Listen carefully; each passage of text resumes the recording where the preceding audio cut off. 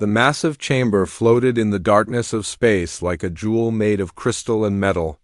Inside its walls, 12 different alien species sat around, a circular table that had witnessed the rise and fall of countless civilizations. The air itself hummed with tension as Ambassador Veltar of the Zephyrian Empire stood up from his seat.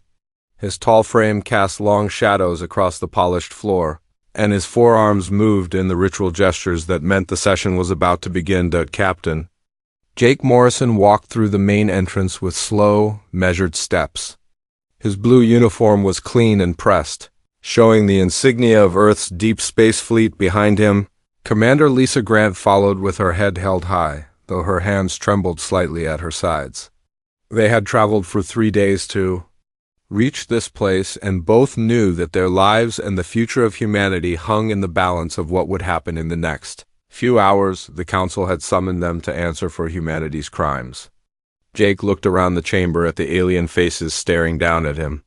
Some had eyes like burning coals, others had no eyes at all but seemed to see everything. The crystalline beings from Dex Prime sparkled like living diamonds, while the gas-based entities from the nebula worlds appeared as shifting clouds of colored mist.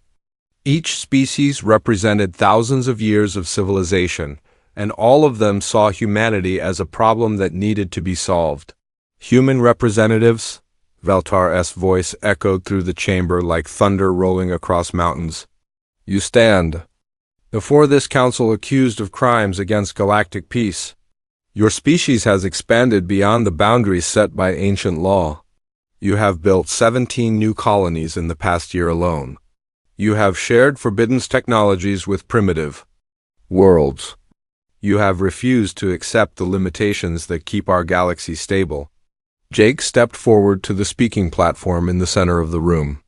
The floor beneath his feet was made of some kind of living metal that shifted and moved with each step. Ambassador Veltar, with all due respect, humanity has followed every treaty we signed.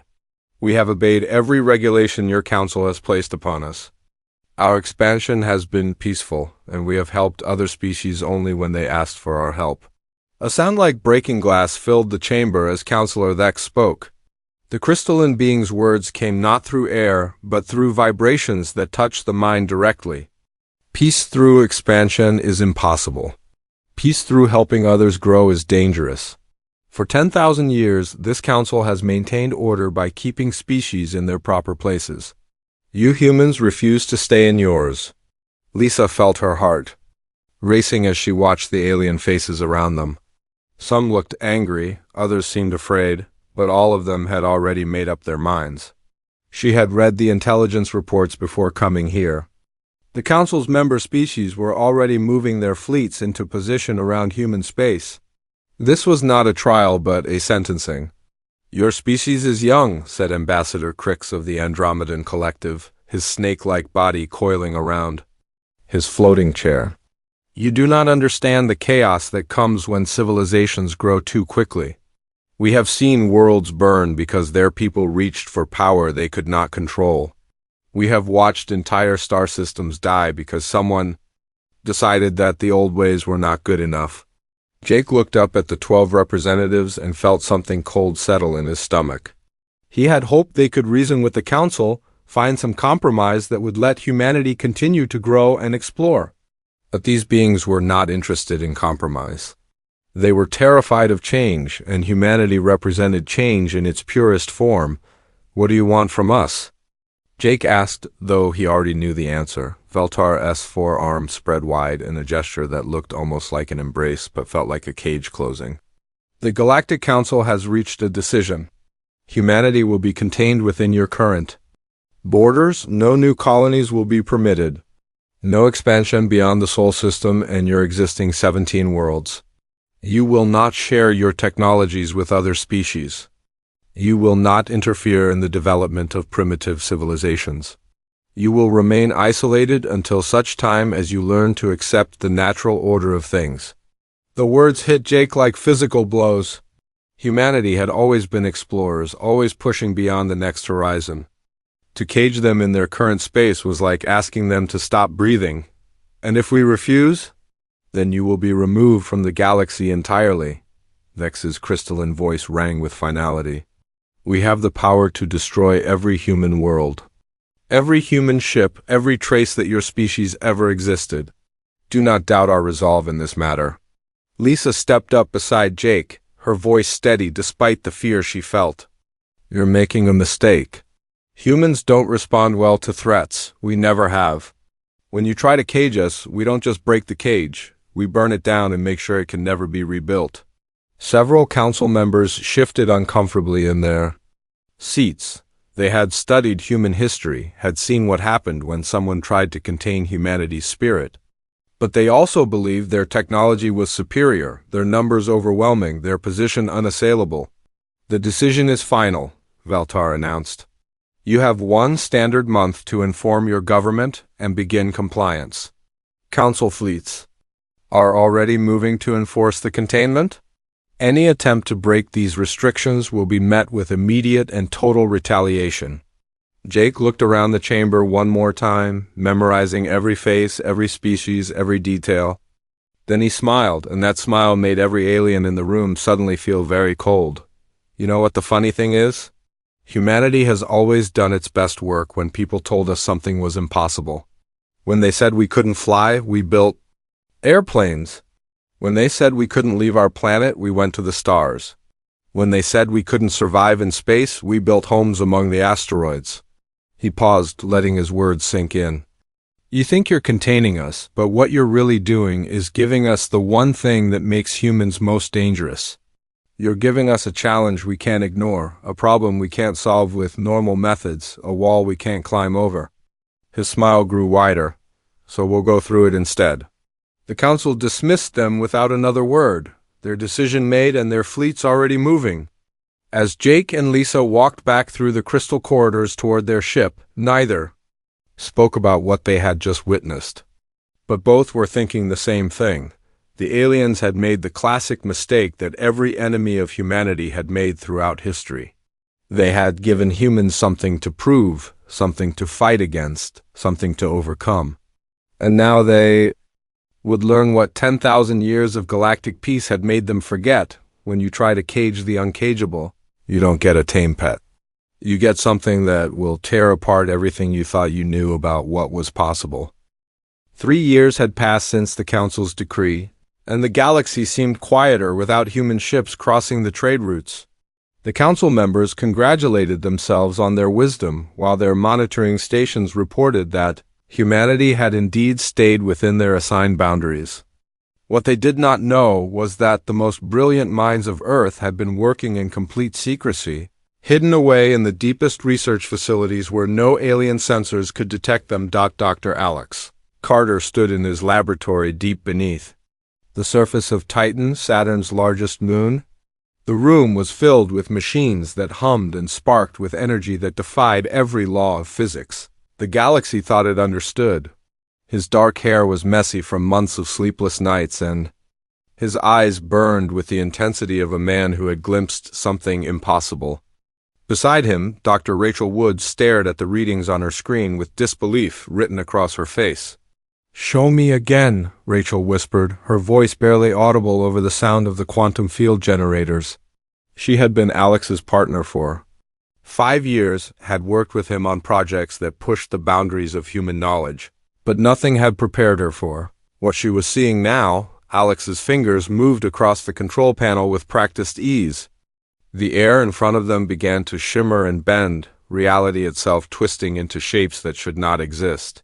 Space folded in on itself, creating a pocket no larger than a marble but containing an entire room's worth of space inside. We're not just bending space-time like the Council species do, Alex explained, his voice filled with excitement. We're creating it from nothing, making new dimensions that exist completely separate from normal space. Rachel reached out with a trembling hand toward the pocket dimension, then pulled back as she realized what this meant. Alex, if we can create space itself, then the Council's containment means nothing. They can blockade our ships, but they can't blockade dimensions they don't even know exist. Meanwhile, on Mars, the red dust storms that had raged for weeks were finally clearing to reveal something that would have terrified the Council if they had known about it. Commander Steve Phillips walked through the underground factories that stretched for miles beneath the planet's surface. The sound of machinery echoed through the tunnels like the heartbeat of some massive creature. Automated systems worked without rest, building and creating at a pace that no organic workforce could match. Colonel Amy Johnson joined him at the observation deck overlooking the main production floor. Her uniform was dusty from inspecting the outer facilities, and her face showed the strain of 3 years spent preparing for something that might never come. "How many do we have now?" she asked, watching as the machines assembled components. That looked nothing like the ships the Council was familiar with. Steve consulted his datapad, scrolling through numbers that represented months of careful planning and desperate hope. "Enough," he said simply. "When the time comes, we'll have enough to change everything." The Council thinks they know what human ships look like, what human technology can do. They're about to learn how wrong they are. But the real breakthrough was happening in a place the Council had forbidden humans to explore. Dr. Kevin Zhang had been studying the ruins on distant worlds for years before the containment, and now he worked from copies and recordings that had been smuggled back to human space. His small office on Earth's moon was cramped with ancient artifacts and translations of alien texts that predated the Council by millions of years. Kevin stared at the symbols on his screen, his mind racing as he began to understand what he was seeing. The aliens who had built these ruins were not the primitive species the Council claimed they were. They had been advanced beyond anything the current galaxy could imagine, and they had left behind more than just empty buildings. They had left behind a message, hidden in quantum frequencies that only the most advanced civilizations could detect. "They tried to warn us," Kevin muttered to himself as the translation program finished its work.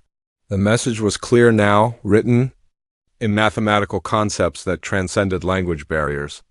The ancient civilization had seen what was coming, had known that someone like the Council would eventually try to control the galaxy's growth, and they had left behind the tools to stop it. The quantum technologies that Alex was developing, the automated systems that Steve was building, the dimensional science that was revolutionizing human understanding of reality, all of it was based on principles that these ancient beings had discovered eons ago. They had transcended physical existence, had become something more than matter and energy, and they had left their knowledge for the one species they knew would be brave enough to use it. Back on Titan, Alex was making another discovery that would change everything. The pocket dimensions he had created were not just empty space. They could be inhabited, could support entire civilizations in areas no larger than atoms. More importantly, they could be connected to each other across vast distances, creating a network that existed completely outside normal space. "Rachel, look at this," Alex said, his voice filled with wonder. He manipulated the controls, and suddenly the marble-sized pocket dimension expanded, revealing the interior space that existed within it. The room was perfect, complete with breathable atmosphere and artificial gravity. "We could hide entire fleets in spaces like this, whole cities. The Council could search for 1,000 years and never find us." Rachel understood immediately what this meant for humanity's future. We don't have to fight them directly. We don't have to break their blockade or challenge their fleets.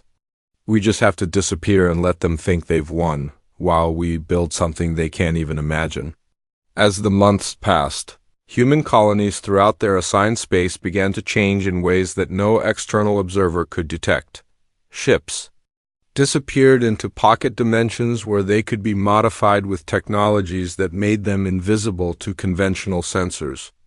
Entire populations learned to exist in spaces that occupied the same location as normal reality, but remained completely hidden from alien detection. The Council's monitoring stations reported that human activity was decreasing, that the containment was working exactly as planned. They saw fewer ships, less communication traffic, reduced industrial output. What they did not see was that humanity was not becoming smaller or weaker.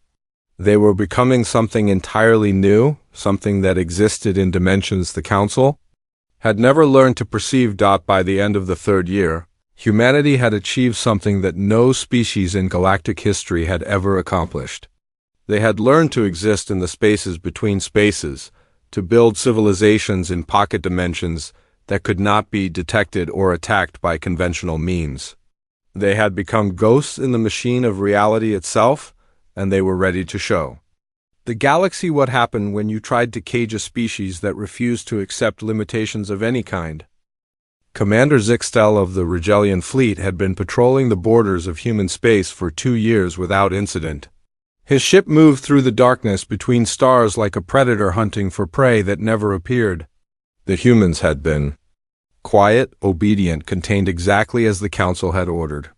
Today should have been another routine patrol, another confirmation that the dangerous species was staying in their cage where they belonged. His sensor operator called out from across the bridge, confusion clear in his voice. "Sir, I'm getting strange readings from the Sol system. The human homeworlds are still there, but something's different." Zixtel moved to the sensor station with the fluid grace of his species. His tentacles wrapped around the control surfaces as he examined the data streams flowing across the screens. What he saw made no sense according to everything he knew about physics and space travel. "Where are their ships?" he demanded. The sensor operator's face showed the same confusion that Zixtel felt. "Gone, sir, all of them. Every vessel we've been tracking for the past 3 years has simply vanished. The orbital stations are empty. The colonies show no signs of activity. It's like they all just disappeared." Zixtel stared at the readings, his mind struggling to process what his instruments were telling him. According to the sensors, the human worlds were still inhabited. There were energy signatures, atmospheric readings that indicated millions of people were still alive and active. But there were no ships, no space-based infrastructure, no signs of the bustling civilization that had been there just days before. "Run a full spectrum analysis," Zixtel ordered. "Check for cloaking devices, stealth technology, anything that might explain this." The sensor operator worked frantically, cycling through every detection method in their arsenal. "Nothing, sir. If they're using some kind of hiding technology, it's beyond anything in our databases. They're just gone." What Commander Zixtel could not know was that humanity had not gone anywhere. Every human settlement, every ship, every person now existed in carefully constructed pocket dimensions that occupied the same space as normal reality but remained completely invisible to conventional sensors. They were right there, closer than ever, but living in spaces that the Council's technology could not detect. Admiral Jake Morrison stood on the bridge of the Independence, humanity's first true starship built with transcendent technology. The vessel looked nothing like the bulky ships that other species used to crawl between the stars. It was sleek and elegant, its hull made from materials that existed in multiple dimensions simultaneously. Instead of traveling through space, it rewrote the fundamental rules of reality around itself. "Status report," Jake commanded, his uniform now bearing the insignia of Earth's Deep Space Command. 3 years of preparation had changed him, had given him the confidence of a man who held power that the galaxy had never seen before. "Commander." Lisa Grant approached from the tactical station, her own promotion to Admiral clearly visible on her collar. "All fleets report ready, sir." 700 vessels, each one capable of existing in 17 different dimensional phases. "The Council monitoring stations can't even see us when we don't want them to." Jake nodded, studying the tactical display that showed not just normal space but the hidden dimensions where humanity's true strength was gathering. Each ship in the fleet was a masterpiece of engineering that combined human innovation with technologies left behind by civilizations that had transcended physical existence millions of years ago. They could appear and disappear at will, could strike from angles that three-dimensional thinking could not predict, could exist in spaces that conventional weapons could not reach, but Jake was not interested in conquest or revenge. The past 3 years had taught humanity something profound about the galaxy they lived in. The Council was not just oppressing humans. They were systematically suppressing dozens of species, keeping entire civilizations trapped in artificial limitations while claiming it was for the greater good of galactic peace. "Begin Operation Liberation," Jake ordered, his voice carrying the authority of someone who spoke for an entire species that had learned to exist beyond the normal rules of reality. It's time to wake up the galaxy. The first target was not a military installation or a council stronghold. It was a small world in the Zephyrian Empire where resistance fighters had been struggling against their oppressive government for over a century. The planet Kepler-7 had once been a center of learning and innovation, but the Council's puppet regime had crushed all attempts at technological advancement, keeping the population in a state of controlled stagnation. Admiral Lisa Grant's task force appeared in the Kepler system without any warning that conventional sensors could have detected. Her ships materialized from pocket dimensions like ghosts becoming solid, their presence suddenly filling space around the planet with vessels that should not have been able to exist. The planetary defense forces were caught completely off guard. Their weapon systems locked onto the human ships, but every shot passed harmlessly through targets that shifted between dimensions faster than their targeting computers could track. The human vessels did not return fire. Instead, they began transmitting on frequencies that reached directly to the underground resistance movements that had been fighting in secret for generations. People of Kepler-7, Lisa's voice broadcast across the planet in the local language, we bring you the gift of freedom. Not conquest, not occupation, but the tools to liberate yourselves from those who have kept you in chains. The transmission included complete technical specifications for dimensional technology, quantum field manipulation, and pocket universe construction. Within hours, resistance fighters who had been hiding in caves and abandoned buildings suddenly had access to technologies that made them invisible to their oppressors, allowed them to strike from impossible angles, and gave them the tools to overthrow a government that had kept them subjugated for over 1,000 years. The same pattern began repeating across the galaxy as human task forces appeared at dozens of worlds simultaneously. The Andromedan resistance received weapons that could phase through conventional armor. The Tory freedom fighters learned to hide their bases in pocket dimensions where the Council's forces could never find them. The Centauri rebels discovered how to move between star systems without using the regulated hyperspace lanes that the Council controlled. Ambassador Veltar stood in his private chambers aboard the Council's flagship, watching reports pour in. From across the galaxy, 12 Council worlds were in open rebellion. Trade routes had been disrupted not by human attacks but by member species refusing to follow Council directives. Military units were defecting to join local resistance movements. And somewhere in the chaos, human ships moved like living shadows. Impossible to track and impossible to stop. His communication array activated, showing the face of Admiral Jake Morrison. The human looked different now, older, but also somehow more than human, as if he existed in more dimensions than the 3 that normal beings could perceive. Ambassador, Jake said with the calm politeness of someone who held all the advantages, I think it's time we had a conversation. The Zephyrian Empire fell in 3 days. Not to human weapons or invasion fleets, but to the sudden awakening of its own people who had been kept in darkness for over a millennium. Admiral Lisa Grant watched from the bridge of her flagship as the planet Zephyr Prime transformed before her eyes. The massive government buildings that had stood for centuries as symbols of Council control were dissolving into quantum mist as the resistance fighters learned to manipulate reality itself. Lisa had not fired a single shot. Her fleet remained in dimensional phase, invisible to the planetary defense systems while they transmitted freedom directly to those who needed it most.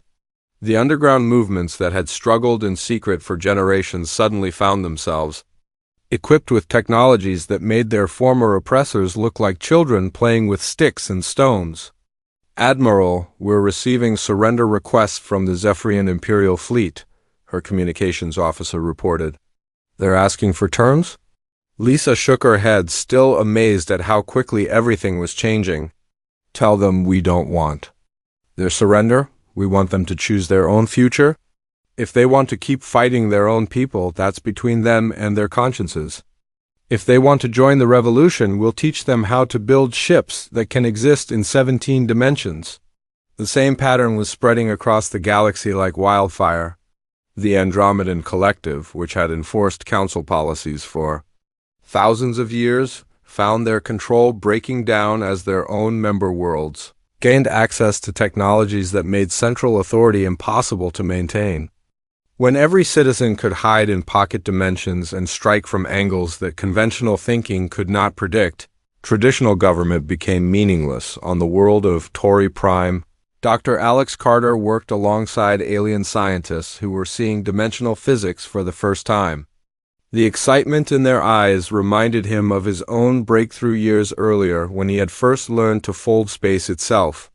These beings had been brilliant researchers and inventors, but the Council had kept them trapped in outdated theories and primitive technologies for their entire careers.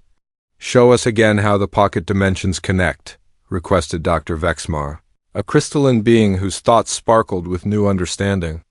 "Our people could build entire civilizations in spaces no larger than atoms. We could explore the universe without ever leaving our home system." Alex smiled as he manipulated the dimensional controls, creating a network of interconnected spaces that existed in the gaps between normal reality. "This is just the beginning. Wait until you see what happens when we start connecting dimensions across galactic distances.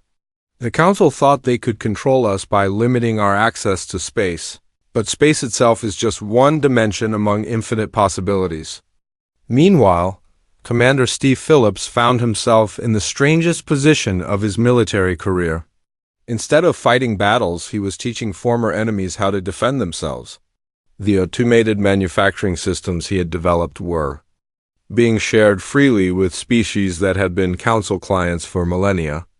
Worlds that had never been allowed to build their own weapons suddenly found themselves capable of producing technologies that surpassed anything in the Council's arsenal. On the mining world of Rigel 4, Steve watched as former slaves learned to operate construction systems that could build starships in hours instead of years.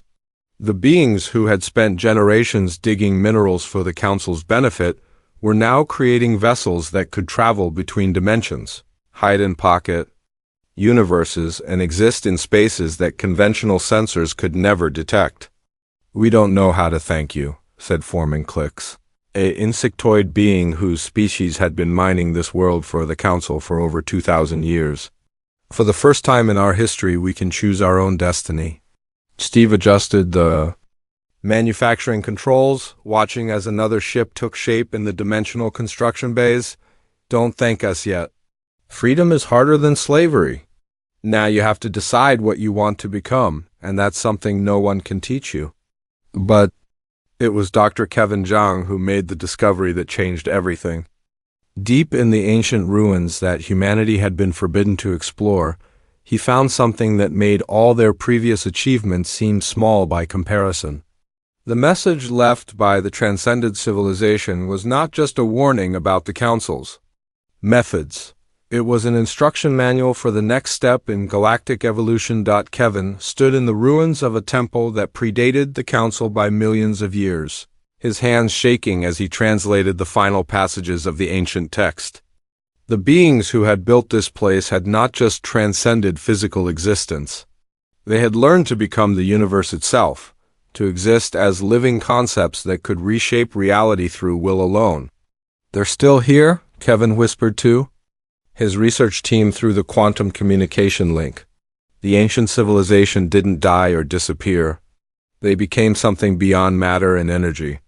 They're waiting for the galaxy to evolve enough to join them. The implications hit him like a physical blow. The Council had not just been suppressing technological advancement. They had been preventing the entire galaxy from taking the next step in its development, keeping billions of beings trapped in physical existence when they could have transcended into something infinitely greater. Ambassador Veltar sat in his command chamber, surrounded by reports of rebellions and revolutions that were spreading faster than his forces could respond.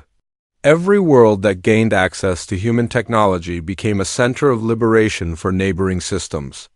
The careful order that the Council had maintained for 10,000 years was collapsing in a matter of weeks. His communication system activated, showing the image of Admiral Jake Morrison, The human leader looked different each time they spoke, as if he was gradually becoming something more than a physical being.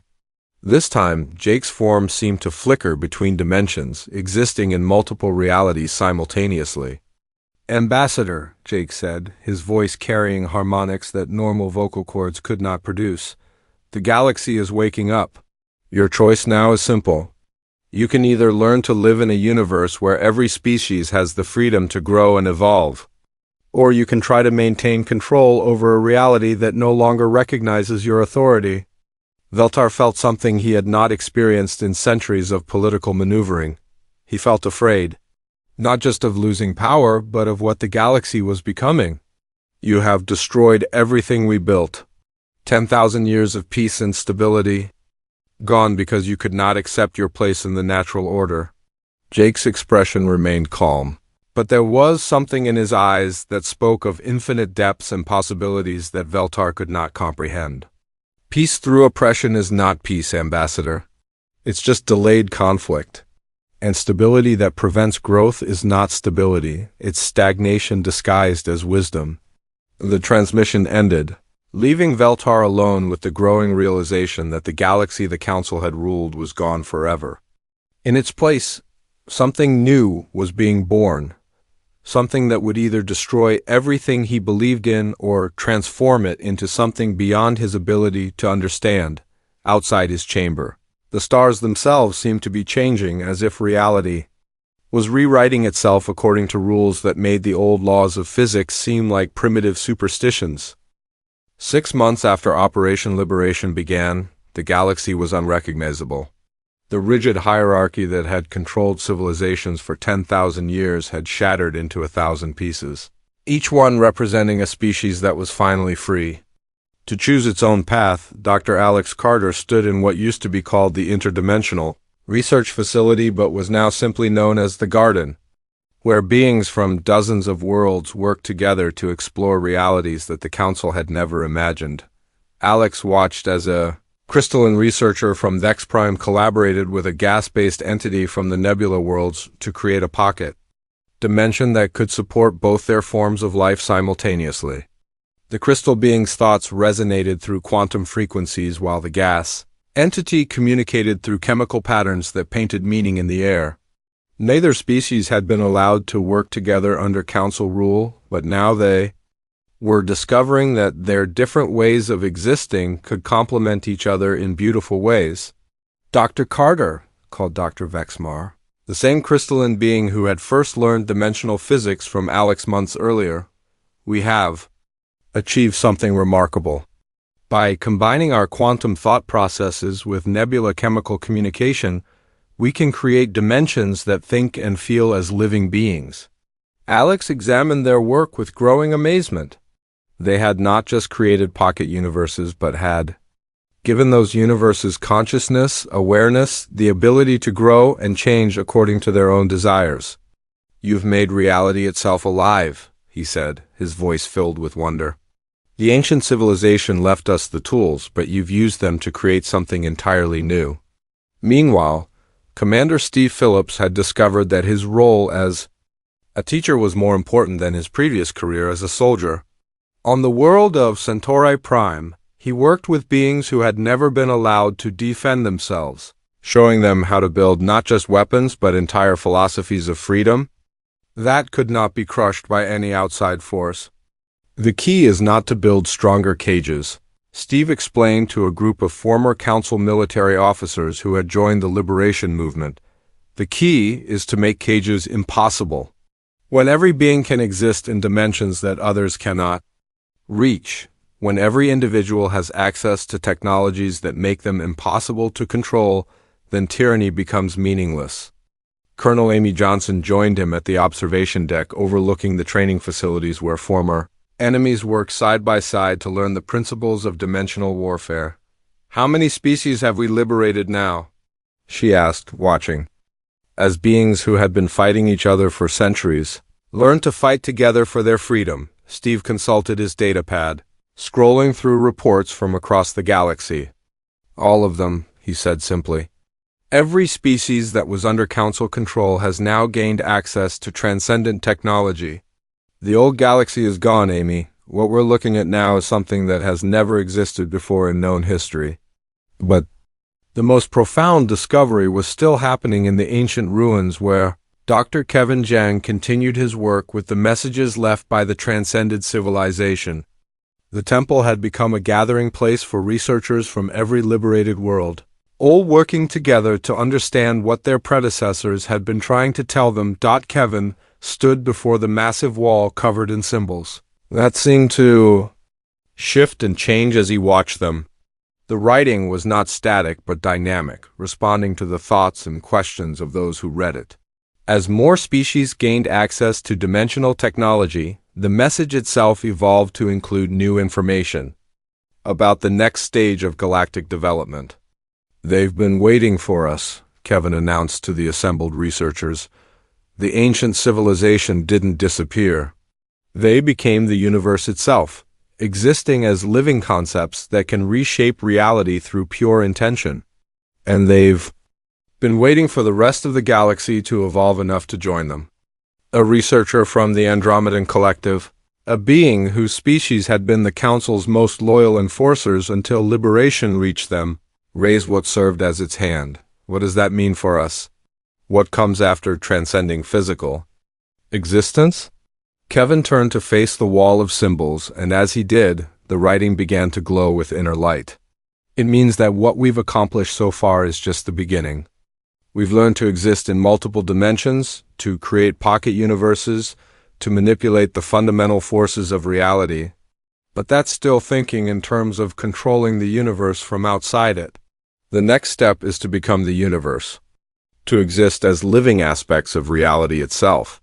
Admiral Jake Morrison received the news while standing on the bridge of the Independence, which no longer resembled a ship in any conventional sense.